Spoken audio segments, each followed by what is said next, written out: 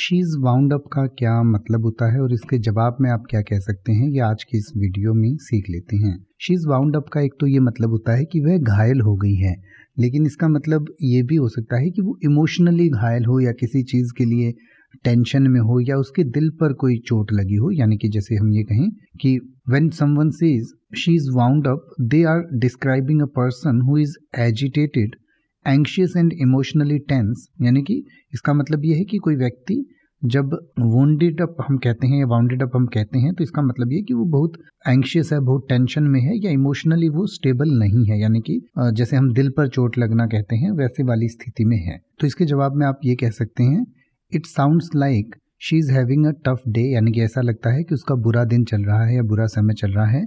I hope she feels better soon. यानी कि मुझे उम्मीद है कि वो जल्दी ही ठीक हो जाएगी। या आप ये भी कह सकते हैं, I am here if she needs to talk और नीड सपोर्ट। यानी कि मैं हूँ, अगर वो कोई मदद उसे चाहिए या वो बात करना चाहे तो मुझसे कर सकती है। या फिर आप ये भी कह सकते हैं, stress can affect us all, I hope she finds a way to unwind. यानी कि स्ट्रेस जो है, टेंशन जो है, वो हम सब को प्रभावित करती है और मुझे उम्मीद है कि जल्दी ही वो कोई ना कोई रास्ता निकाल लेगी। या आप ये भी कह सकते हैं, आई अंडरस्टैंड, यानी कि मैं समझता हूँ या समझती हूँ।